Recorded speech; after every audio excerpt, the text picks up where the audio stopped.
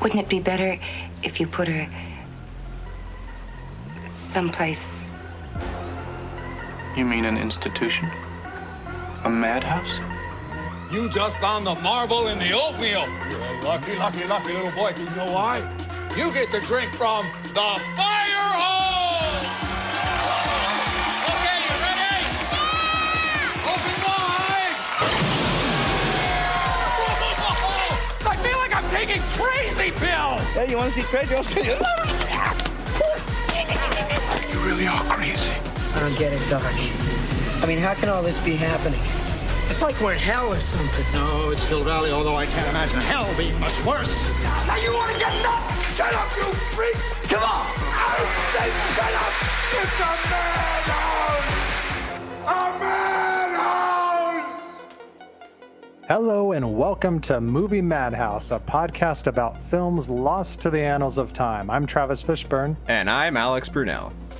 And this week we will be covering Joe's Apartment. Yes. In 1996. I love Joe's Apartment. I have a lot to say about this movie. I'm excited to say the things. We do have some top of show stuff that we wanted to talk about, some news and some other stuff. Yeah, there's actually stuff going on. Probably, we'll do in chronological order that they happened. Okay, that sounds good. So, yeah. Wait, should we start in 1985 or should we start last week? I guess just last week. Okay. So we talked briefly about Clone High a few weeks ago and our love for that show. Yeah. And it was announced by the MTV. Day after. Like Chris Miller and Phil Lord, that they are indeed reviving Clone High. Yeah. With Bill Lawrence as well, who co-created the show with them. That's just crazy. For anyone who's not familiar with Clone High, which I imagine is like most people, it was an animated show on MTV in 2002 to 2003 about a secret shadowy board of figures project where they cloned a bunch of famous historical figures, and they're all growing up together in high school. So Abraham Lincoln is best friends with Gandhi, and they're best friends with Joan of Arc, who's in love with Abe, but Abe is in love with Cleopatra, and Cleopatra is dating JFK. And it's a really funny show. I've been rewatching it over the last week, and I'm very, very, very excited for it to come back. Yeah. I've been showing it to Angela, too. It's her first time seeing it, and she's loving it and is already very excited for future episodes. And I'm just like, yes, I have been same for 20 years. Yeah. It's a show I think that like just gets better with, time as well. It actually It does. ages well. It actually does. Because I watched it in high school, and there are plenty of things I've watched in that time that I've revisited, and I'm like, oh, well, Yeah. that was a bad choice. Yep. But, Same. yeah, I do not believe Clone High falls into that realm. No, it's still just as funny every time I watch it. It's really, really, truly fantastic. Yeah. Oh, there was a visual that I never cut to. Oh my gosh. Oh yeah. There's the whole cast. These are the including clones. George Washington Carver. George Washington Carver, plus Principal Scudworth and Mr. Butlertron. Mr. B. Mr. B. So yeah, that's what Clone High looked like originally. It'll be interesting to see if they keep the same character designs or if they reboot the historical figures altogether. Because obviously, like, it's a premise that's like totally rife with, whatever you want to do. Oh yeah, you have all of history to pluck from. Yeah, all of deceased celebrity of any type. Yeah, I kind of think they will go with new characters if they stay within the high school, motif that they're going with, and then have the original, cast of characters, come back in a certain way. I would love if like they were staff or something. Yeah. Or like Abe was a teacher now. Mm-hmm. He was president of the PTA. That could be funny. I'm not. Yeah. I don't make the shows, people. Because then it raises the question: what was the point of raising these clone historical figures? If they're just doing it again. Yeah, it does raise the point. So I guess these questions and more will be answered come 2021. Let's hope. Yeah. We shall see. Something else that's coming in 2021 that was just announced today is the Bad Batch from the Clone Wars are going to get their own show. These guys, who are pretty cool guys, are going to get to be cooler guys on their own freaking show, which is kind of like exactly everybody's criticism about these characters, which is like, yeah, this is like great, like 80s style commando squad of clone troopers, but they didn't do much, and then they weren't in the rest of the show. So our prayers have been answered, Star Wars fans. Yeah. From being an animatic that was all it was ever going to be, because they were never going to finish those episodes, to coming back and then finishing the episodes and now being a legit show. Yeah. It's crazy. And you're welcome for at least another, 2 years of work, D. Bradley Baker. That's, Oh, yeah. That's a D. Bradley Baker show. That's all it is. It's just the D. Bradley Baker show. Which will be kind of great. It will be taking place after the events of the Clone Wars. So after Order 66, we're going to see what these guys do in the midst of the ever-changing galaxy. And, which is exciting, because I feel like you're going to see them. It gives opportunity for us to see more of what happens with like Rex. I think he'll come across them at some point. Absolutely. I'm really, when I first saw the title, when I just saw that it was happening, and I had not yet read far enough in the article to tell me what the show is about, I was like, oh, great. There's going to be more adventures of clone troops. Great. And then I read it took, just middling about the idea. It's like, okay, cool, I'm happy this exists. But like then I read that it takes place after everything we've already seen in Clone Wars, and I'm now very, very much on board, because that's like more uncharted territory for stuff we've seen visually in the Star Wars universe that I'm excited to see.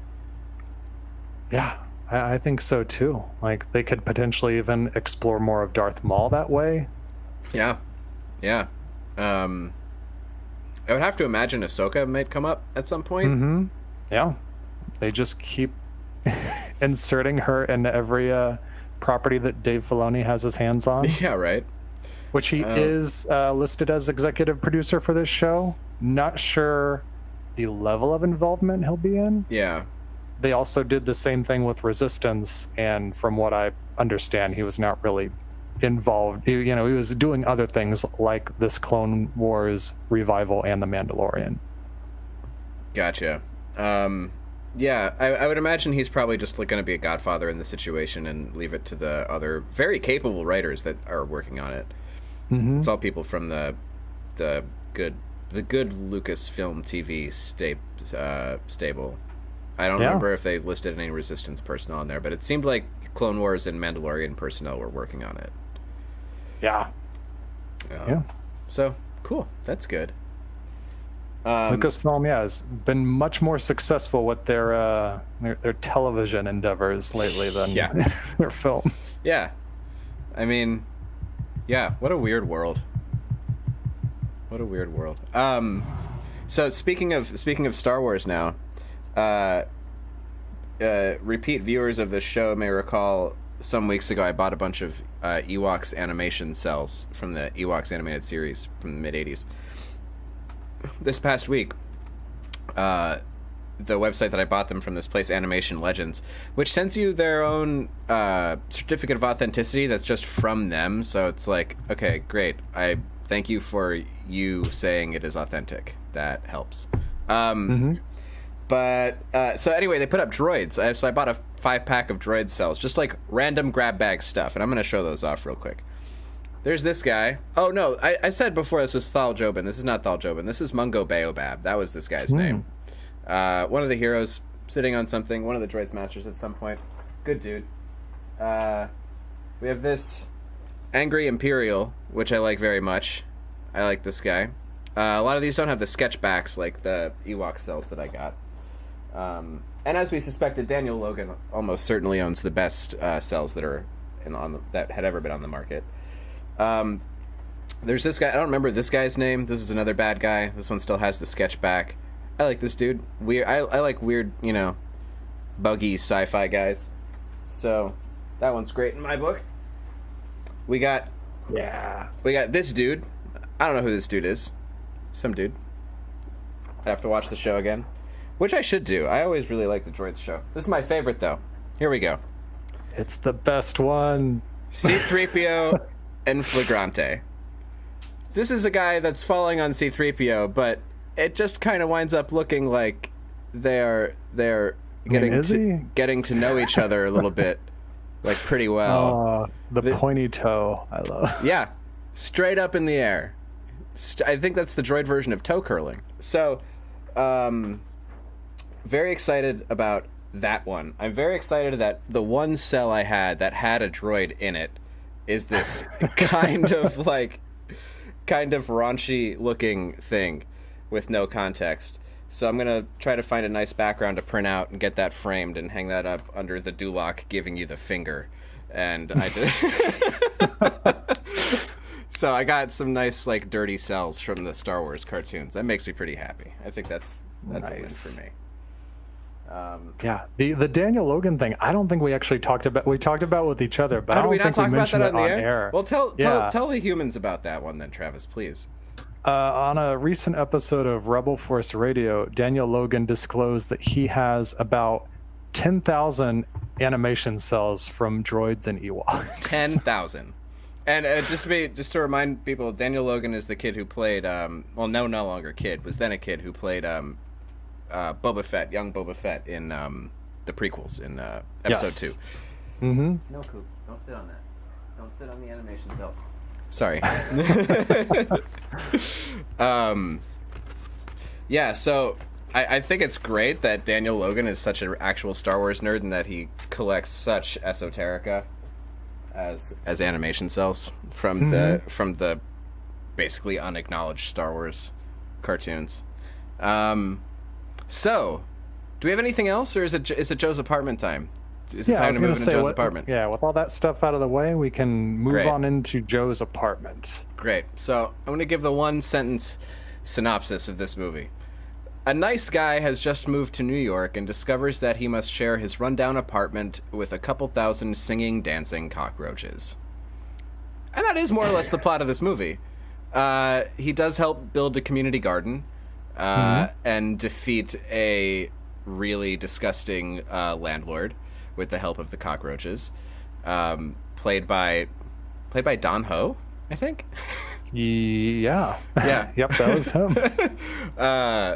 So, yeah, that's what this movie is about. It was MTV's first movie. There's a lot of background here, and I tried to gather what I could. There's not a lot written online about Joe's apartment, which I think is truly a crying shame. And it's hard to also find information about the guy who made it, John Payson. No. And we wanted to talk to somebody about this movie on this podcast. I reached out to Jerry O'Connell on social media. I reached out to Megan Ward on social media, which I didn't super expect to hear back from those people, but thought about it. I also thought about never know. Yeah.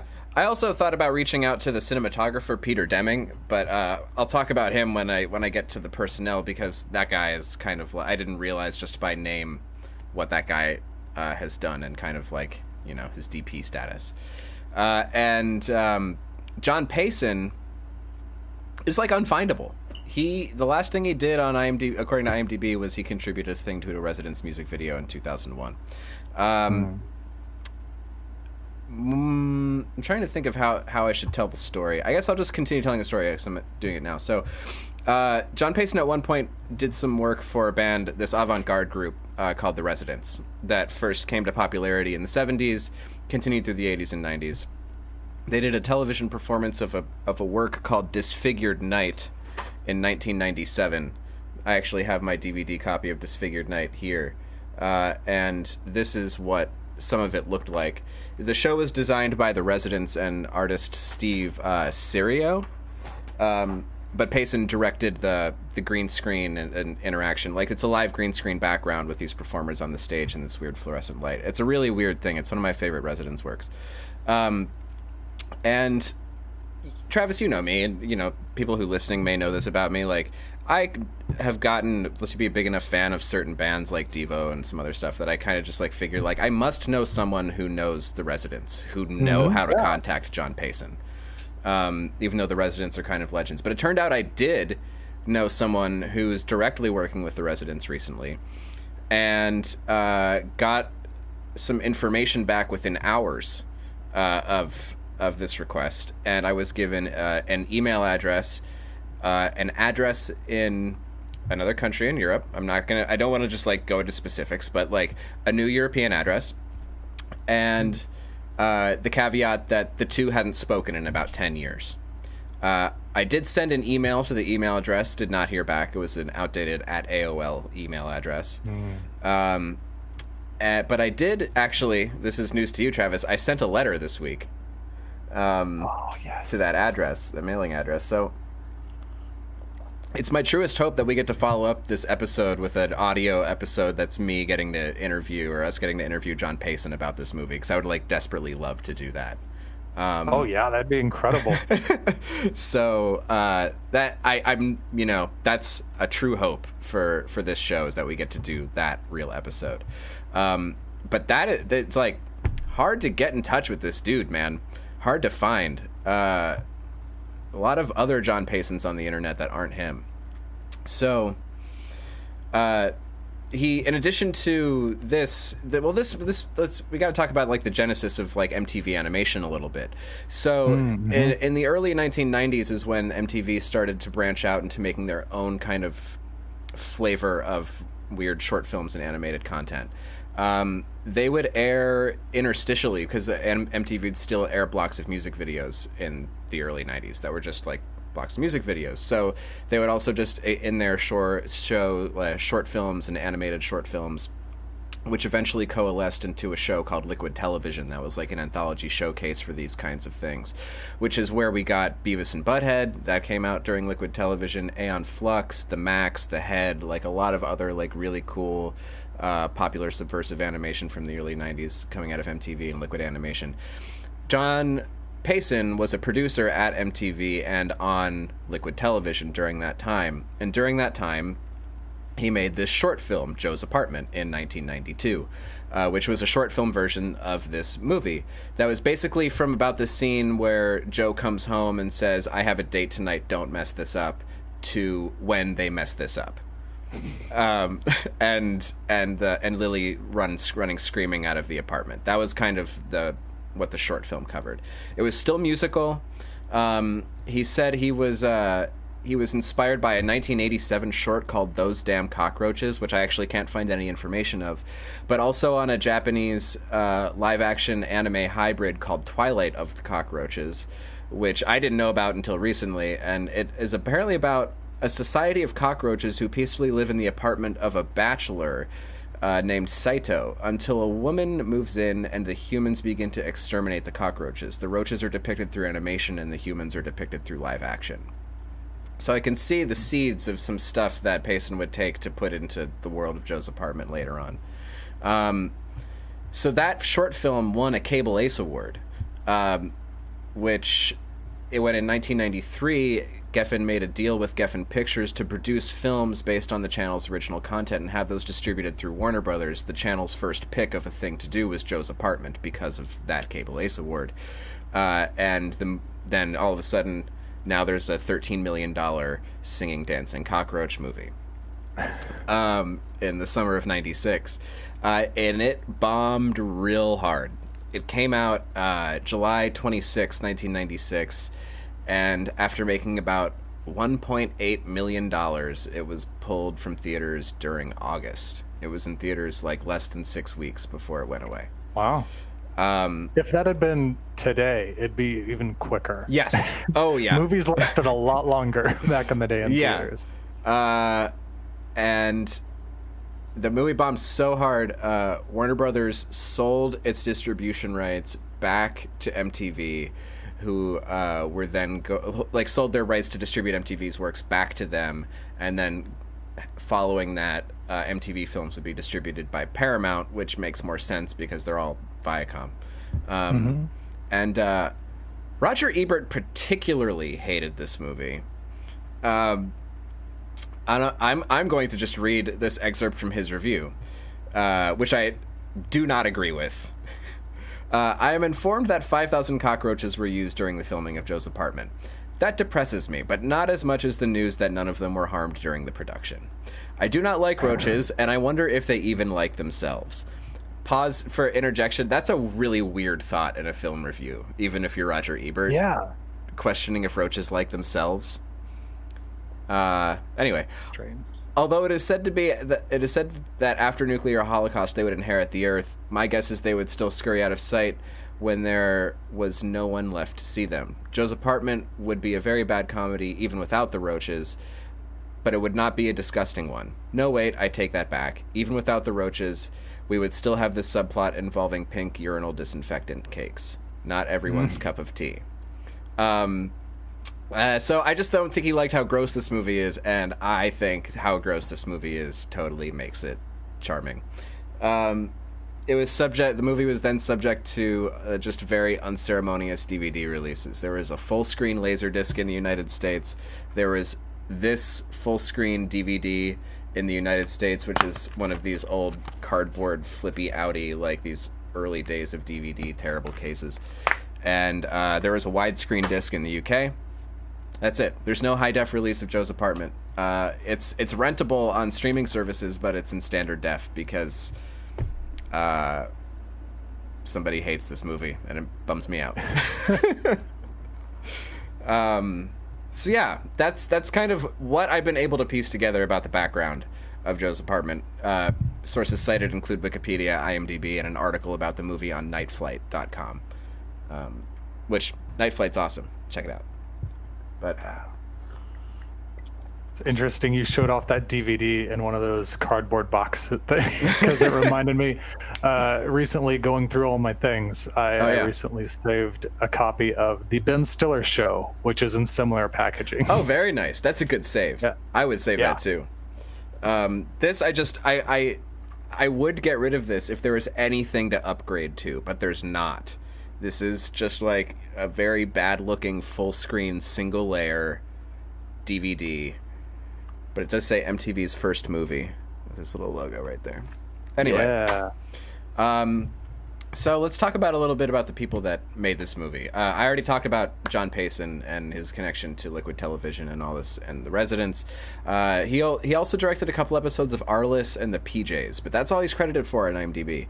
Oh, I remember The PJs. Yeah, The PJs was cool. He also wrote or co-wrote a lot of the songs in the movie. I looked at the producers and they're on the movie, and the names didn't seem particularly interesting to me, but I did notice that Griffin Dunne, star of American Werewolf in London and After Hours, is an executive producer on Joe's Apartment. I don't know what that's about. I don't know at all what that's about, but that's true. Interesting. Carter Burwell did the score, which is a name perhaps you've seen pop up around. He's got a long filmography, but the most people know him for scoring for the Coen brothers, starting with Fargo and onward. Peter Deming, the director of photography I mentioned earlier, his first feature was Evil Dead 2. He went on to work with Sam Raimi again on Drag Me to Hell and Oz the Great and Powerful. For Wes Craven, he shot Scream 2 and Scream 3. He was Mike Myers' cinematographer for Austin Powers 1, 3, and The Love Guru. And I think most significantly, especially for me, he started working with David Lynch in 1992 and shot his TV shows On the Air and Hotel Room, and also shot Lost Highway, Mulholland Drive, and the new Twin Peaks series. And he also shot, in 1988, Purple People Eater starring Neil Patrick Harris. But that's not an important one. But but like this dude is like a real. I love this guy's work. I love Peter Deming's cinematography, and I was blown away to learn that it was he who shot this movie, but also not surprised because it looks so good. Yeah, it's my favorite part of this movie is like, and I didn't even put it together. Like we had talked about this, so I knew he did do Raimi's work, right? But for whatever reason, it was in the back of my mind. And when I'm watching this, I'm like, this feels very much like Evil Dead. Yeah. To me. Yeah. Like a lot of the low angle camera work and the kind of animated sets. Yeah. Yeah. A lot of stuff very Evil Dead 2-y kind of stuff. And just like, yeah. And his work, coupled with the work of Carol Spear, who is the production designer, who most significantly has been David Cronenberg's production designer since The Dead Zone. So did that, The Fly, Dead Ringers, Crash, Existenz, Eastern Promises, History of Violence. And she also started working with Guillermo del Toro, starting with Mimic, and she also did Blade 2 and Pacific Rim. So, like, real visual talent is working to put that imagery on the screen, and I think they, like, just knocked it way the hell out of the park on this movie. I totally agree the movie's strongest aspects are its visuals. I also think it's really funny, but I think that it looks better than it is funny. I just have to give a shout out to Ed Check and Karen Weissel Holmes, who were the art director and set decorator. Not huge filmographies, just they did a great job because that movie looks great. Sal Denaro was the model maker who also made puppets for Pee-wee's Playhouse and the Muppets in the 80s. Peter Coons did the on-set special effects with just a tidy little filmography, no amazing titles, but I thought the work was really great in this movie. Same with Peter Wallach, who was the stop-motion animator, also did some work on Little Shop of Horrors and Star Trek V. Maybe most significantly of the visual components in like the working people on the movie was Chris Wedge and Blue Sky Studios, who did the CG animation. Prior to this, one of the things Chris Wedge was known for was being the principal animator on Tron, and went on to direct Ice Age and Robots. Warner Brothers was impressed enough with the work on Joe's Apartment that led them to later buying Blue Sky outright. Wow. So yeah, that guy had worked on this. And let's just real quick shout out to Ray Mendez, roach wrangler extraordinaire, who ensured that no roaches were harmed in this movie. He was also the roach wrangler on Creepshow and the moth wrangler on Silence of the Lambs. So he was in charge of stuff crawling all over Stephen King. Yes. In Creepshow. Yes, he was. And Megan Ward in Joe's Apartment. Oh yeah. Yeah. So yeah, that's what I got for the personnel on this movie. Those fine people helped to put this work to screen. Did you do some looking Very at the nice. cast, Mr. Travis? Yeah. This film stars Jerry O'Connell. Kangaroo Jack's Jerry O'Connell. Indeed, Sliders is Jerry O'Connell. Tomcat's Jerry O'Connell. Oh, oof. Yeah. Yeah, and then like you said, Megan Ward. She's like most notable for me from Encino Man. She was also on PCU. Yep. Notable for me, she's in Freaked by Alex Winter, who is Bill in the Bill and Ted movies. And she also did a fair amount of work with actually Full Moon Studios, which we keep talking about on the show. Oh, yeah. On her resume that I'm looking at, Crash and Burn, Trancers 2, Trancers 3, and Arcade are all Full Moon movies. And I had the pleasure of briefly meeting her at a screening of Freaked earlier this year. Could not be a lovelier person. Anyway. All right. Arcade is one of theirs I've not seen. Arcade is pretty fun. Arcade is like an early 90s direct-to-video Tron ripoff, basically. All right. And then this is pretty awesome that this person gets like third billing. Billy West, the voice of Ralph Roach, which you all know Billy West. You know his work. If you don't know him, his face. He's a voiceover actor who's done a ton of things. Most notably in Futurama, he plays, Fry, the Professor, and Zoidberg. He was Ren and Stimpy. Yes. Mm-hmm. And I think this was his first big screen voiceover role, was Joe's Apartment, actually. Mm-hmm. I think so too. Yeah.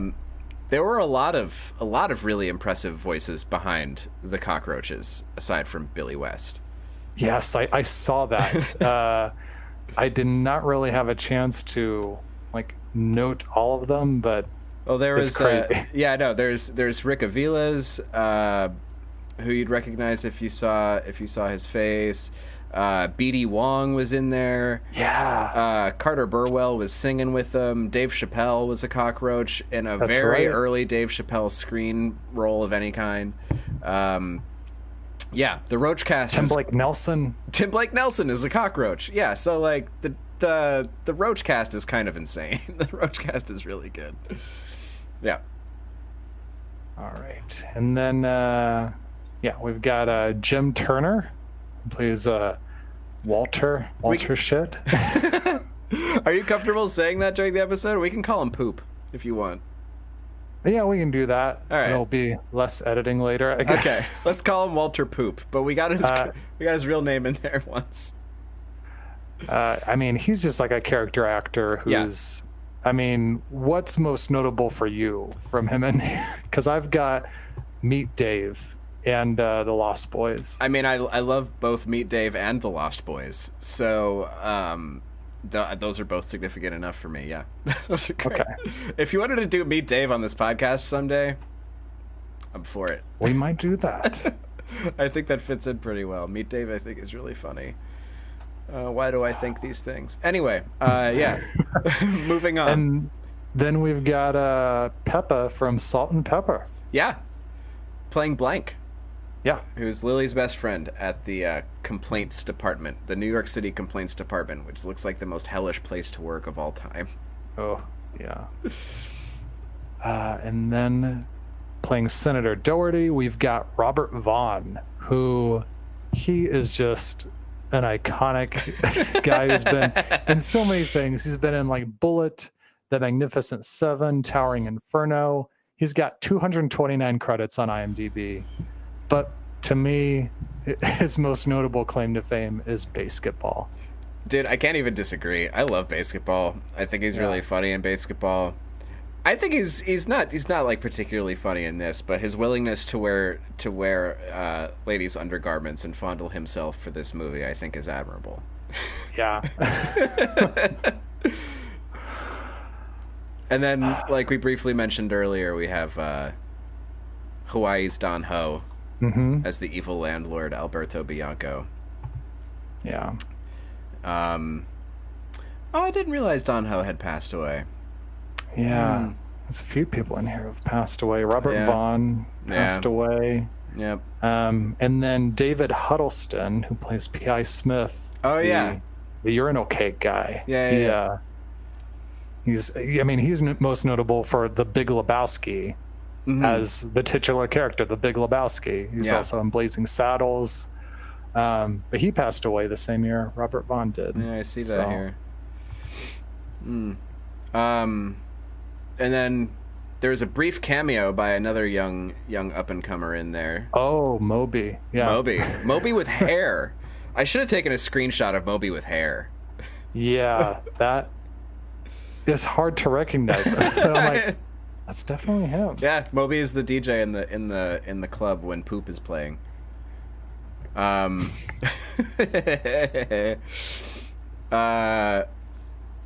Yeah, that's I think that's all the significant actors in the movie. Yeah, everybody like really of note in this movie, I think. So Travis, what did you and Sarah think of the movie? Well, hold on, before we get there, we're still on the cast. Oh, and right, I forgot. Every week. I forgot your Trek connections. I'm so sorry, my friend. Yeah. So lately, every time like I watch a movie now, I'm always like, were they in an episode of Star Trek? And this film has a few of them. It has a few. We got this graphic most notable, here. Is David Huddleston, who played P.I. Smith. He is an episode that we just watched directly following this movie. Oh, he nice. Plays the train conductor. I really like that episode. Yeah, right. Is part of the Enterprise's subconscious and emergence. And then such weird nonsense. Love it. Peppa was not in an episode of Star Trek, but she was a musical guest for the episode that Patrick Stewart hosted. That is right. I actually knew that because you can find the really great clip of him introducing Salt and Peppa, and it's really funny. Yeah. Yeah, good catch. Good catch, Travis. Dang. I only knew that because recently in an episode that was like focused a lot on Worf, we were like, is Jean-Luc Picard even in this episode? And so I looked up the trivia, and it said that Patrick Stewart only filmed one scene because he was hosting Salt and Pepper. Patrick Stewart for SNL. Interesting. That's funny. Yeah. And then we've got somebody who is about to be on Star Trek. Jerry O'Connell is going to be in the new Star Trek animated series Lower Decks. I did not know Jerry Commander O'Connell was Ransom. going to be in Lower Decks. That's kind of exciting. Yeah, he's going to be basically playing a Will Riker type character. Oh, great. That's going to The be character awesome. is described as Will Riker if he had less shame. Really? Oh, Yeah, man. so- When does that start? Next month. Okay. I'll look out Which for that. I was putting this together, and then the trailer for Lower Decks got released just yesterday, I think. I didn't even see it somehow. What was I doing yesterday? Yeah. Who knows? That was yesterday. I don't know what I was doing yesterday. Yeah, check it out. It's the guy behind it is Mike McMahon, who's worked on Rick and Morty. So Oh, that's why the style looks a little bit similar. so yeah, that's Cool. my Star Trek connection. Exciting. So yeah, now what did you guys think? I found there were parts of it that I found charming. Mostly it was the visuals. I really love the way that it looks, the way that it was shot, and the very frenetic like energy behind the cockroaches, and the way that they move and are characters in this movie. I really liked. The humor itself did not really work on me that well. I do not know why. Oh, that's fine. That's a fair criticism. I don't know what it is. I mean, I love gross out stuff. I think Jerry O'Connell is a very naturally funny actor. I think it's kind of goofy and sweet enough that the fact that the plot doesn't really work that well. Like Walter Poop just goes away at a certain point. Like that whole He does. thing only served to like get them on a date. Like it's not like amazing in terms of structure. It's not amazing in terms of like setting up jokes and paying off jokes. The few jokes that are like really really funny, I do think are really like. Did you laugh at like the Roach public access shows and that kind of stuff? Yeah. Yeah, I thought that was funny. Yeah. So like, but I get it. I mean, like I think from right out of the gate, like when he gets beat up just getting to New York, I think that sets the tone really well, and I like it following from that. Yeah, I did like that. Hang on. 3 times. He gets beat up 3 times. Yeah, he gets beat up 3 times. Angela's here now. I'm sorry.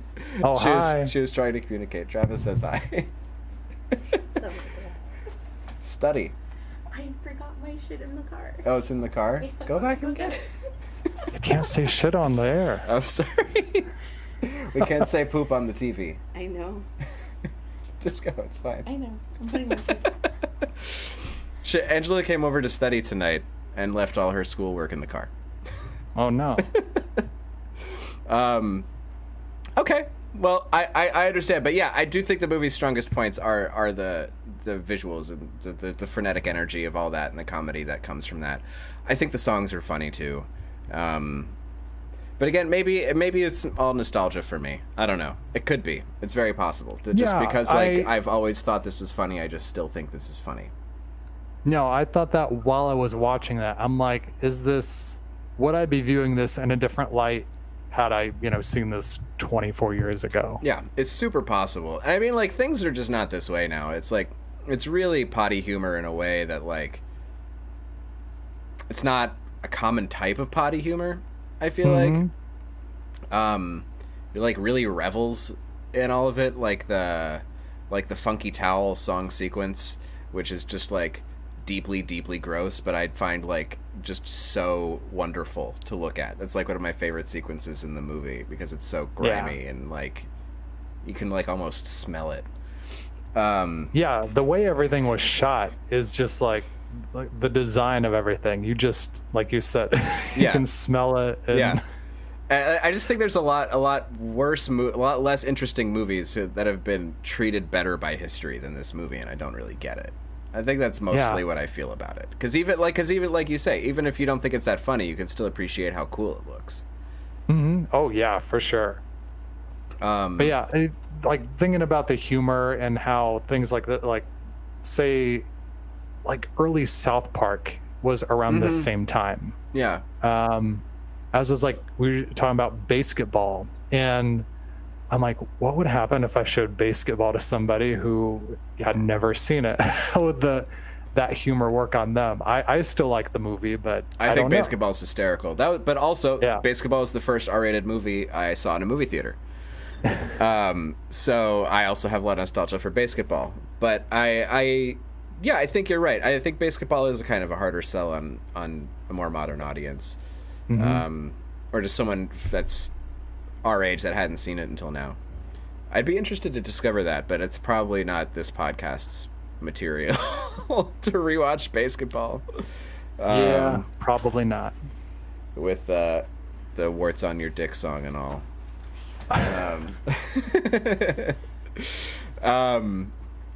So I guess I would like to dive into the movie notes and talk a little bit about some specifics. We open with, like, the movie fakes us out at the opening. It's this, like, really classic opening shot of New York City, and I think it's Mel Torme that's singing, and singing just like this croonery Sinatra-esque thing that then very quickly the roaches take over, and our POV changes to a roach flying through New York City, kind of giving us like the Greek chorus of what's coming up in this movie. And I thought that was really cool. Like, I don't know if it was helicopter footage or stock footage or what, but like I was like, wow, this footage, how did they get this? Yeah, I was like, that was expensive. It looked expensive. It's always great to see these like glorified kind of photography of New York from that time. I think, like I said, so then Joe arrives in New York City from Iowa. He gets immediately beat up upon leaving his bus. He starts like mentally drafting a note to his mom, and he gets beat up 3 times, and every time more and more of his stuff gets stolen until he just thinks, "Mom, please send money," and he just has one duffel bag full of almost nothing. It looks like a real time capsule, honestly, in a lot of ways, of New York in the mid-90s. Because East Village is like a nice place now. Like, people love the East Village. I guess not so much in the mid-90s when it was more of a hellhole, but it's not so much a hellhole anymore. Like I said, I love how grimy everything is. Joe pretty quickly meets Walter Poop, just out in the world as he's looking for an apartment that he can afford for $50 a month. And I think that character is hysterical, just this like satire of like a snobby underground artist in New York City in the mid-90s. And Jerry O'Connell plays just like the middle America doof, like, so well. It's like he plays like this naive dude, like, just so well. I think this movie was how I learned about rent control too. Because Joe eventually is told that he can only get an apartment for as much as he can afford if it's a rent-controlled apartment that he inherits from somebody. And I think this is the first time I ever heard about that as a concept. Was this movie? Yeah. Makes sense. So Joe and Walter Poop are walking around. They find this old, dilapidated apartment building that inside, unbeknownst to them, these 2 goons are trying to murder this old lady who takes a tumble down the stairs and is totally fine. Like, she tumbles down 4 flights of stairs. More than down the stairs, over the railing. Yeah. And... Oh yeah, she falls all the way down. She should be dead, but she's fine, and they're mad that they didn't kill her. But then outside, she just randomly has a heart attack, and then we get Walter suggesting to Joe, "You should just claim that this is your mother, and you should move into this apartment." Which he does by loudly crying, "Oh my God, Joe, it's your mother, and she's dead." Again, I think it's hilarious. So he moves into the apartment where the cockroaches live. He's the only person left living in this apartment building now, basically. And he lies and says that he's from back east, or that he's this woman's son, and all this stuff. So when the cockroaches talk, if they're not on screen, it's kind of just an object in the apartment moving, like being puppeteered, like a sock on the floor, or a pizza box, or dentures in a jar, or like toothbrushes or pens in a pen cup, like jumping around, which is such a great aesthetic. And like you said, that is very much out of Evil Dead 2. Like exactly that happens in Evil Dead 2. Yeah. Yeah, it's definitely like probably why it felt so much like that to me. Yeah. And just like the angles of everything being so low, and yeah, like a lot of stuff from like Roach POV, and like it really shows off a lot of different types of effects like really fast in the movie. We get CG, we get stop motion, we get puppets, we get real roaches, like all within the span of like 5 minutes maybe. Once they're introduced, and there's like a great shot from like inside of a liquor bottle that's just so cool. We get this wonderful montage of Joe's apartment turning into like more and more of a crap pile that the roaches just love. Again, just more like very 90s MTV visual aesthetic. We meet Megan Ward as Joe is on a bus and just passes her and sees a beautiful young lady in a little garden out the window of the bus. And kind of just like falls in love with her that way. It also sounds very 90s. Very 90s, It like does. MTV as well. Do you mean the score? No, I mean just like the incidental music that they put. Oh yeah, put in it's there. a very punk rock apartment and very like alt rock early 90s stuff, like Butthole Surfers and Dinosaur Jr. and like all these bands and stuff on the wall, which I love how much of a punk rock apartment it is. There's this really funny shot of like Joe's like jamming out to his Discman while a person drops out of the window, like just falls from the sky out of his window and doesn't notice, and then he tries to call the complaint department to be like, I think I just saw someone fall from my window. And that's where we see that Megan Ward works, which it seems like this true nightmare of a facility, just paper everywhere, and like everyone is angry and disheveled everything. It seemed terrible. So we learn why they're killing the tenants. Robert Vaughn is a senator that likes to wear ladies' undergarments, that wants to put up a prison where this building is standing. And Mr. Bianco, Don Ho, is basically just this landlord that is saying, yes, we're taking care of all your tenants, but really they're killing them so they can take the land. I really like the tabletop model of the new prisons. Like, this one building is gone, here's a button, and new building rises up. I love I love like supervillain model kits.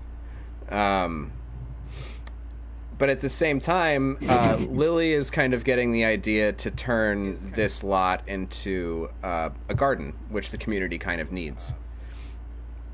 So not too long after that, she gets that idea because she finds kids making a crack house out of used needles, just playing around in the vacant lot, which is a really dark joke that I think is really funny. It's a really dark joke.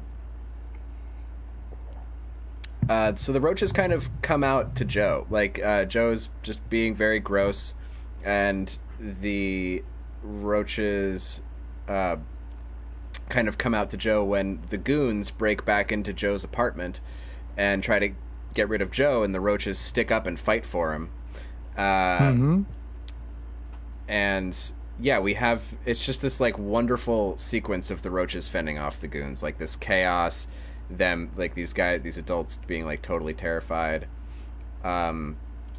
We get our first song and dance number around here, Garbage in the Moonlight, which I love how it's designed, like the lighting at the start with the ocean set with garbage for props that they're using in their little stage play. Let's see, this is now 2 movies we've watched with a giant mouth for a gag where characters are almost eaten. I don't know if you noticed that. Yes. I have almost the same note. My note in here is second movie we've watched in which one character almost eats another via a spoonful of cereal. Yeah, exactly. And if I'm blowing past anything that you have a note on that you want to talk about, please just like pump the brakes and say stuff. Oh no. Okay. It's okay. The movie does I have a note that the movie does a wonderful job. Like, again, we were talking about like the different things that get animated when the roaches are just kind of chatting in the apartment. It's different stuff every time. Like, every time there's a new instance of that in the movie, there's like maybe like the dentures, I think, come up a few times, but like mostly we see new stuff every time. Which again, you're right. helps keep the movie stay very dynamic. Joe gets plenty of variety. Yeah. Joe gets a job, finally. He starts to work for all these places, and he just keeps getting fired because he can't, because the roaches just are basically getting him fired for every job. They just want to hang out with him, and then he's just the guy that has cockroaches near him all the time, and he gets fired from everything. And there's at the end of that, the last guy that says "you're fired." There's this wonderful shot, like transitioning from this guy yelling "you're fired" to Joe laying down in his bed, and it's like this transition to bring us out of that montage and into him laying down. But it's done in this one single shot where like that guy was actually in the apartment set. It's a nice little tricky shot. Kitty Cat Rodeo comes up now in the movie. One of my favorite musical sequences in the movie. This evil, painful cat. Yeah, that's another note, is yet again cats being portrayed villainous in films. Yeah, and that's a bummer, but I do think it's really funny when he like is yanking it, trying to pull it away from his face, and the cat just stretches out and then flings across the room.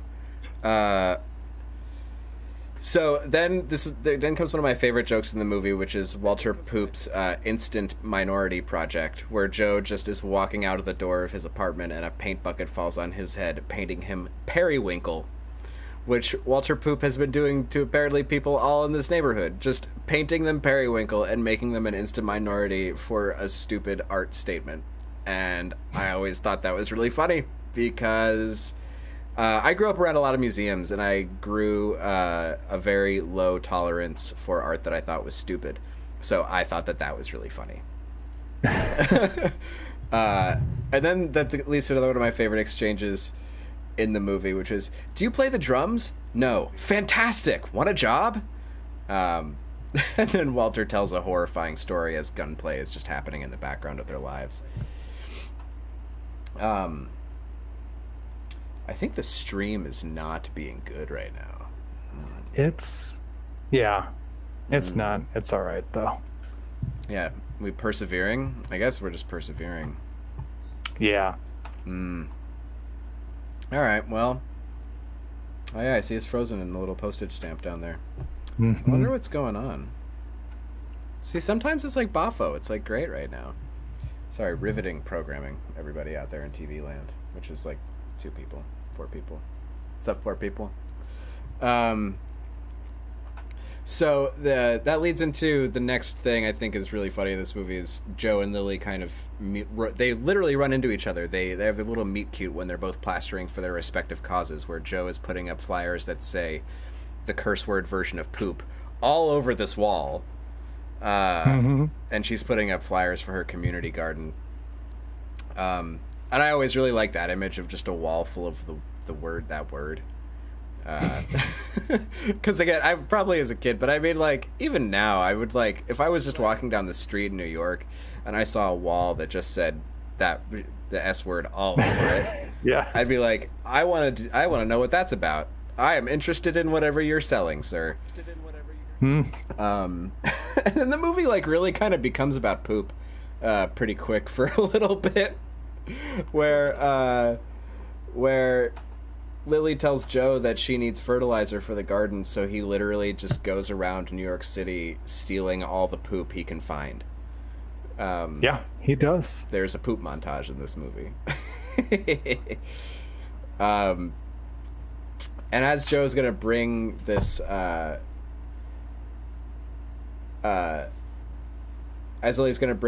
as Joe's gonna bring this all to Lily, he sees her running into the arms of another man. He doesn't know it's her dad, who's the senator. And this is the point in the movie where we learn it's basically like federal prison versus community garden. The roaches love it when Joe brings the poop home. They're very happy. And there's this great moment where it's like the mail call for everybody, and like the roaches are getting a lot of postcards and stuff, and the letters just like skitter across the floor seemingly by themselves as the roaches just like take them away. Joe gets a job working for P.I. Smith and Sons, which, if you didn't put this one together, spells piss. And they make hot pink toilet cakes, which I think is really funny. But the actual character, P.I. Smith, I do not think that character is that funny, unfortunately. Just the circumstances surrounding him. Just the circumstances surrounding him and the piss urinal cake company. With the urine yellow jumpsuit that Joe gets as a toilet cake collector. Like, he's given the job to go to Yankee Stadium and collect all the used toilet cakes for analysis, and he has like a urine colored jumpsuit that he wears to go do this job. We come back to the apartment and we find out the roaches have their own public access channel, which is one of my favorite like visual gags in the movie. There's roach porn. There's talk shows like Charlie Roach, which was a conversation between like New York City pests, like a pigeon, a cockroach, a rat, and a squirrel. We're having a debate. Love it. Joe's poop grows a nice flower that he thinks is like, wow, why did the poop grow this flower? It was from the elephant poop because it's an African flower. He brings it to Lily. She's all infatuated with him. He invites her to see the band. So she's going to come out for a date with Joe. She's going to see Poop play live. But Joe loses his job. There's been a hostile takeover of piss. So Joe's lost his job now too, unfortunately. So we're at this club, which is a really cool kind of like mid-90s industrially New York punk club. There's this band called Boss Hogg playing at the start of the scene, who kind of does a really great job of encapsulating that vibe. Moby introduces us to Poop. I love the fake punk crowd, and I love the look of the band. Like, it's just this look to make fun of this crowd, and I think it's great. Yeah. They start playing the song, and Joe can't play the drums at all. Joe can't play even a little bit, and everybody stops, and everybody's staring at them, and one of my favorite lines in the movie is Walter going, "I'm sorry. There won't be any rock and roll tonight. This is all that's left." And then Joe is laughed off the stage, but goes on to have a nice night, a nice rest of her date night with Joe. He invites her back to the apartment to dry off after they're splashed by a car driving through a puddle. And probably my favorite musical sequence in the movie is Funky Towel right here, which is like really the grossest musical sequence in the whole movie. The percussion on bathroom objects and just like everything about it, I think it's great. The toilet paper pedestal that they create. Anyway, Joe comes home and gets mad because the roaches are supposed to be laying low night 'cause he's got a date, and they complain, "Joe, you just flushed our rhythm section out to Coney Island." Yeah. So the roaches try to help on the date, but they obviously just mess up everything and fall all over Lily, and she runs out of the apartment screaming, and her garden is trashed, and the goons have trashed her garden. She just kind of loses faith in humanity. It's sad.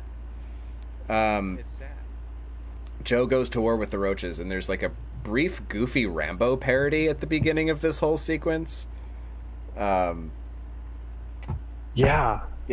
And then they also is this scene they tie him down like it's Gulliver's Travels, or is that earlier? No, that's this. This is it.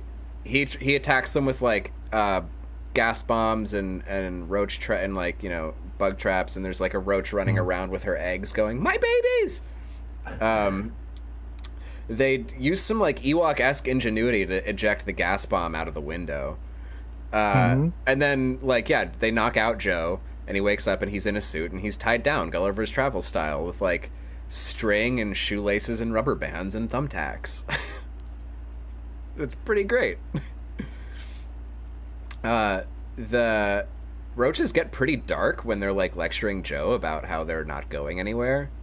Talking about war, pollution, and new age music. And then like the building begins burning to the ground, and Jerry O'Connell actually does a pretty good job of hopping around with all this crap tying him up in a burning room, seemingly. So the building is burned to the ground. Joe wakes up in a trash can. I don't know how he got in a trash can or a trash bag, but somebody put him in a trash bag and he wakes up in a trash bag. Lily is just like done with life, we find out. Like, we see her in the call center and she's smoking, she's not washing her hair, she's wearing like bad shirts, like very cartoonish, like I'm done with life human being. That experience will do that to you. Yeah. Joe goes looking for, and I love actually always, so in particular at this moment I wrote down, but I also love that throughout the movie Joe is just kind of filthy the whole time. Like, there's almost no scene in which Joe appears just to be a clean person. He just always has this layer of filth on him. Yeah.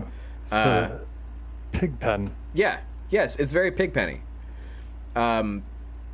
He goes by Lily's atrium, and it's now just a dark, sad alley. And then Joe gets knocked out by the goons, and the goons seem like they might be doing in Joe, but the roaches decide to band together and do right by Joe. With the shots of like them interacting with Joe, and he's passed out and his eyes are closed, like the roach like pulling open his eyelids, it's a good effect. Like, I was like trying to see through that effect, like how did they like open the real eyelids and then CG the roach on top of it, and I couldn't really see the effect. So nice job there. We get this like the last like great visual sequence of the movie, which is the roaches like doing all the like sorting all the paperwork and like doing all this stuff to put the building into Joe's name and getting the park ready with like they take all these flowers that then parade down the street and like populate the garden. A giant urinal cake makes the little lake blue. You know, these rolls of grass just like unfurl. The scenes in like the Hall of Records area kind of remind me of Ghostbusters when all the books are moving around like at the very beginning of Ghostbusters. And then they go sewer surfing. And have a song called Sewer Surfin', which is, I think, a lovely ending to the sequence. With a nice touch of like the prison coming soon sign being turned into the park bench. And yeah, we kind of have just a nice ending to this movie. Joe gets the deed to the apartment building. He owns the thing. He gives it to Lily. The senator decides, you know what, this is nice. We're going to keep it a garden and not do the federal prison. The roaches seemingly murder the bad guy and the goons. Yeah. Yep. And then Joe goes over to stay at Lily's apartment, at least for the time being, where of course the roaches follow. But he finally gets to like kiss Lily, and the roaches sing a song called "Hold My Feeler," and like another really great like piece of artistry, like the choir and the jewelry box, the makeup mirror that turns into a roach, and the final shot with the roach angels. It's like, it's so good. Yeah, it's a really awesome sequence. Yeah. And then they sing us So Long from Joe's Apartment, and we're treated to a re-recorded version of Funky Towel by De La Soul during the credits.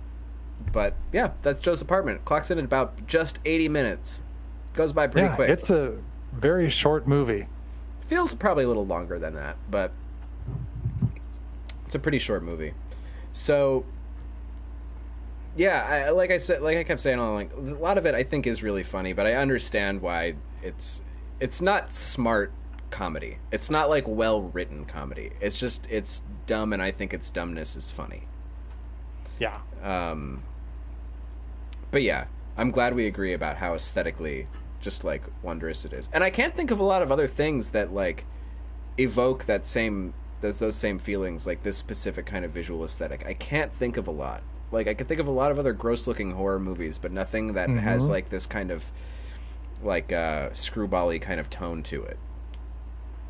Yeah, no, it is very one of a kind in that way. I can't think of a whole lot of like visually stylistic comedies. The only thing I can think of is just like Edgar Wright stuff. Yeah, but it's different. It's not this. Oh, it's its own thing. Yeah, he's got his own. But yeah, I totally understand where you're coming from with that for sure. But yeah, I just always thought this was like a weird, unique little movie. And a lot of craft went into making it. Like a lot of hard work and a lot of craft went into making this thing. And and I think it should be more widely seen. Because like we said, it's only 80 minutes long. You're not out like a million years. It's not like we're asking you to like check out Apocalypse Now again. You know. It's not like we're saying like, oh, watch Wolf of Wall Street, but think about this time. Just spend 80 minutes at Joe's apartment and get a couple laughs and see some just like really cool mid-90s outsidery roach artistry. Yeah. Listen as Billy West gets top billing in a movie. Yeah. And MTV's next couple movies were not too far off from like this kind of comedy, actually, because their next couple movies were, if I remember correctly, Beavis and Butthead Do America and Dead Man on Campus. Is that correct? Okay. Yep, those are the next two. Both of which I've rewatched in quarantine. Totally unrelated, independent. How do they hold up?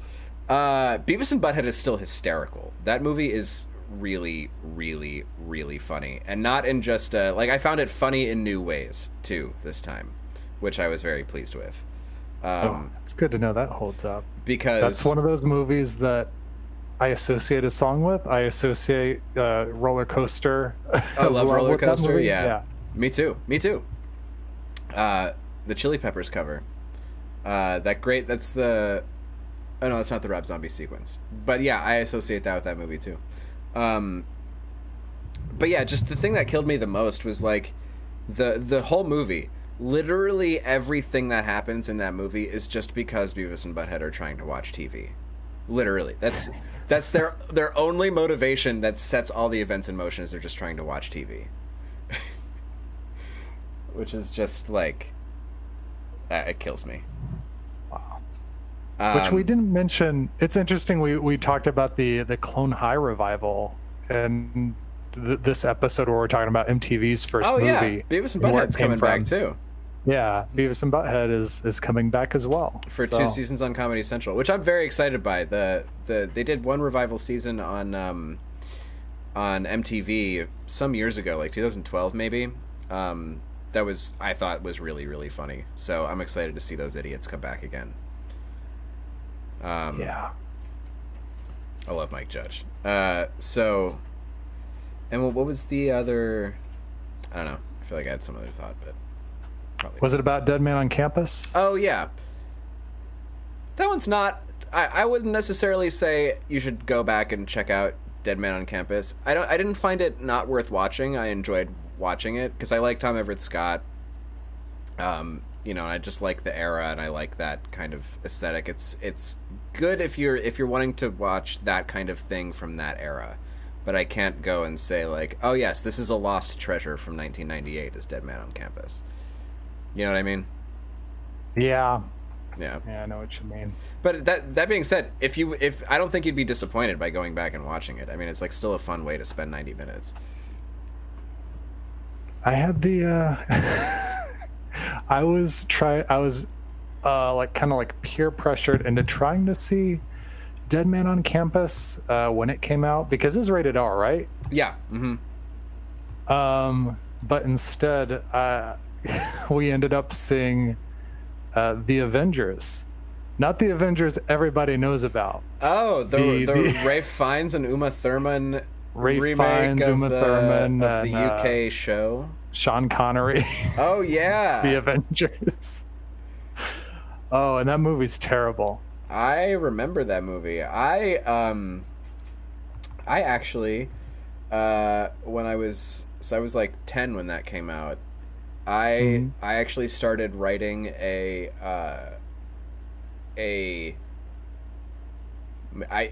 was 10 years old, so it's not like I was writing a movie, but in my head I was writing a movie called The Vendors, which was about vending machines that fought crime, that was directly inspired by the Avengers, starring Uma Thurman and Ralph Fiennes and Sean Connery. I was like making these like characters that were like secret agent talking vending machines. I don't remember much more than that. Wow. Yeah, it wasn't a good idea. Who knew the Avengers that nobody remembers would have so many memories with us? Who knew? But and, these are the stories that define us. I remember Ralph Fiennes being naked on a toilet in that movie. Do you remember that? It's like the scene that's like, it's literally, the room is just nothing but a toilet, and he's sitting on it reading the paper when Uma Thurman comes in. I don't remember that, but I would love to try to find an image of this online. Oh, man. Maybe for next week's notes, I'll pull it out. Yeah, that would be optimal. Yeah, I just Googled Ralph Fiennes toilet, and that did not come up with anything. So yeah, that'll have to be an original work by you or me. But let's show that next week. I'm up to the task. So just in closing about Joe's Apartment, I hope to have more to say about Joe's Apartment in the future. I still hope to talk to John Payson about the movie. Yeah. And or Jerry O'Connell or Megan Ward, or hey, maybe even I'll get in touch with Peter Deming if we're in quarantine for like another 4 weeks or something, and we'll just see what happens. But you can ask Peter Deming what it's like to work with roaches all the time. Because he worked on Joe's Apartment, and then he works with J. Roach a lot. Yes. I can ask him that question in that way. What's it like working with roaches all the time? So yeah, I would love to do like a weird podcast oral history of Joe's Apartment. So we'll see if my dream of that can be realized. But those would just be audio things. I don't think we would try to deal with putting these people on a live internet broadcast. Yeah, probably. So yeah, with that, I encourage people to check out the movie if they haven't. And do you have an idea what we might be watching next week, Travis? Oh boy, I really don't know. I'm debating. I feel like we've been hovering around Pet Shop. Yeah. The Cat from Outer Space and Surf Ninjas are calling to me. But let's go ahead and let's do Pet Shop and give everybody nightmares. Very well then. Do we know that Pet Shop streaming on Tubi like other? I think the last time I checked it was. I'm gonna verify right now. Oh no, that's the wrong movie. That is just a movie from 2016 called Pet. There it is. Okay. Yes, there it is. On Tubi, free with ads. So yeah, check out. Oh no, don't start playing it now, Tubi. I clicked on the link. So yeah, check out Pet Shop for free on Tubi. We're gonna go back into the world of Moonbeam, and see how that treats us. Wouldn't it be better? Yeah. If you like the tiny dinosaurs, just wait until they're aliens. Just wait until they're weirdly designed alien creatures. Yeah, I think that about wraps it up for this week, yeah? Yeah, I think so. All right. So, Alex, where can people find you online and I would say elsewhere, but really we're going to stick to online. Let's just stick to online. On Twitter and on Instagram at Alex Brunel. I have been and still am digitizing tapes with funding to support Black Lives Matter and related causes. So if you're interested in having your old media backed up, get in touch with me there. Twitter, Instagram at Alex Brunel. What about this podcast, Travis? The podcast, you can find us on Instagram. We're at Who Watches Podcast. We are on Twitter at Who Watches Pod. We are on Facebook. We stream to Facebook, YouTube, and Twitch every week. And you can subscribe to us on Apple Podcasts, Stitcher, iHeartRadio, Spotify, all the podcast places. Yeah. And you can write to the show at whowatchespodcast@gmail.com. Please subscribe, leave reviews. We appreciate all of it. Yeah, we do. And yeah, so until next week, check out Pet Shop and try to stay sane, stay safe, and stay smiling. Till next week. Next week.